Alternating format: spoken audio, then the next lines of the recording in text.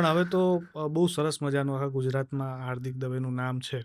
પણ જ્યારે શરૂઆત કરી ત્યારે એક એવું પ્રેશર હતું કે પપ્પાનું આટલું મોટું નામ, હા. કે આપણે જેમ સુનિલ દત્ત અને સંજય દત્તની સ્ટોરી સાંભળીએ કે જ્યારે હમ, સંજય દત્ત નવા નવા હતા ઇન્ડસ્ટ્રીમાં, તો એક પ્રેશર હતું કે પપ્પા આટલા મોટા લેજેન્ડરી એક્ટર છે અને કદાચ હું સારું પરફોર્મ ન કરું તો દુનિયા જજ કરશે, ખરાબ જી. રીતે મને ટીકા ટિપ્પણી કરશે. આ પ્રેશર તમે કોઈ દિવસ ફીલ કર્યું હતું? ઈ મેં તમને જે કીધું ને કે મને શરમ હતી.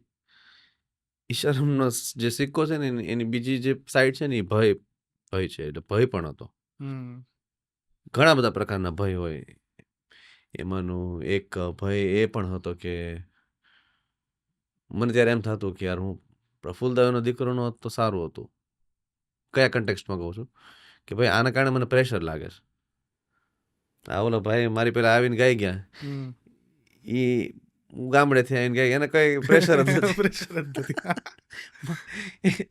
એને રજૂ કરતી વખતે કોઈ સાહિત્યકારે કઈ બહુ હમ. મોટું વર્ણન નથી કર્યું. મને તો રજૂ કરતી વખતે મારા પપ્પાનું આખું વર્ણન કરતા હમ. કે ભાઈ આવડી મોટી વ્યક્તિ છે ને એનો દીકરો હવે ગાય છે. એટલે મેં કીધું ભાઈ હવે તો મારા માટે અઘરું કરી નાખ્યું તમે કરી ગાવાનું. નાખ્યું. અને ઈ ત્યારે બહુ ગાતા હજી પણ આવડી ગયું છે એમ ન કહેવાય, પણ એ શરૂઆતની બધું હોય ને ત્યારે એટલું ટેન્શન હાલતું હોય અંદર. બધાને એમ થાય કે આ સિંગર ખરો આંખ બંધ કરીને ગાય, પણ એને અંદર બધા વિચારોના વમળ ચાલતા હોય. હમ. તો હું એ પ્રેશર હતું ત્યારે, એ ભય હતો. એ ભયમાંથી નીકળતા ઘણો બધો સમય લાગ્યો. એટલે ત્યારે હું ઘણી જગ્યાએ એમ કહેતો કે ખાલી હાર્દિક દવે લખો, હાર્દિક પ્રફુલ્લ દવે ન લખો. હા. પોસ્ટર ને બધું હોય ને, કારણ કે મેં કીધું એક તો મારે ઓલરેડી તકલીફ પડે છે અને એમાં પાછું આ તકલીફ વધે છે આના કારણે. હમ. પછી એક સમય પછી બહુ મસ્ત થઈ ગયું કે પછી મને જ્યારે થોડો કોન્ફિડન્સ આવ્યો પછી તો હું ને પપ્પા સાથે ગાઈએ છીએ, મજા કરીએ છીએ. હમ. હવે એવું આમ સહેલું થઈ ગયું છે. પણ તમને આમ તો શરૂઆતી તબક્કાની જે ટ્રેનિંગ કહેવાય કે આજે પણ કદાચ હમ, પિતાજીએ બહુ બધું શીખવ્યું હશે અને શીખવતાય હશે. હમ, મેં એ નોટિસ કર્યું છે ઘણી ઝીણી ઝીણી નાની એવી ભૂલો હોય ને તે સુધારે, શબ્દની ભૂલ હોય તો સુધારે, હા, કે આ ઉચ્ચારણમાં ભૂલ જાય છે. હા, કોઈ વખત કોઈ જગ્યાએ ભૂલ કરી હોય અને પછી પપ્પાએ ટકોર્યા હોય, એવું બન્યું છે? હા, ઘણી બધી જગ્યાએ. એટલે જે તમે હમણાં કીધું ને કે તમે ઓડિયન્સમાં સહેલાઈથી ગયા. હમ. આપણે જે પદ્મશ્રી ભીખુદાનભાઈ ગઢવી છે, જી. એમના ઘરે લગ્ન પ્રસંગ હતો અને આ એવો સમય કે જ્યારે ડાયરો બેસીને જ તે ગવાતો વગેરે વગેરે, રાઈટ. એ સમય દરમિયાન એ વિડીયો મેં જોયો છે કે મારા પપ્પા પહેલા મંચથી ઉતરી અને જેમ ફોરેનના ઓલા બધા આર્ટિસ્ટ પરફોર્મ કરતા હોય એ રીતે ઓડિયન્સમાં ગયા વાહ. અને ત્યાં જઈને નાચ્યા અને ગાયું. આ બધું એ જમાનામાં બહુ નવું હતું. નવું હતું. અત્યારે તો હા. બહુ સહજ થઈ ગયું છે, પણ ત્યારે બહુ નવું હતું.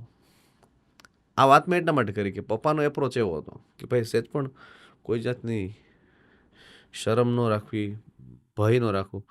જો ભય અને ક્રિએટિવિટીને એક એવો સંબંધ છે કે જેટલું ભય હશે ને એટલી ક્રિએટિવિટી ઓછી હશે. વાહ.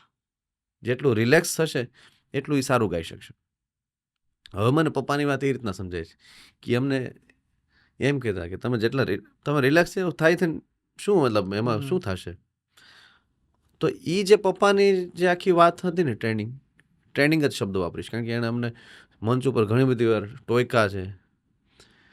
આમ મંચ ઉપર મને કે લે ગા એક ગીત તું ગા, તો ગાતા ગાતા હું પપ્પાની સામે જોતો તો માઇકમાં જ એમ કે આ મારી સામે નથી જોવાનું, આમ જો ઓડિયન્સ સામે બેઠું છે ત્યાં જોવાનું.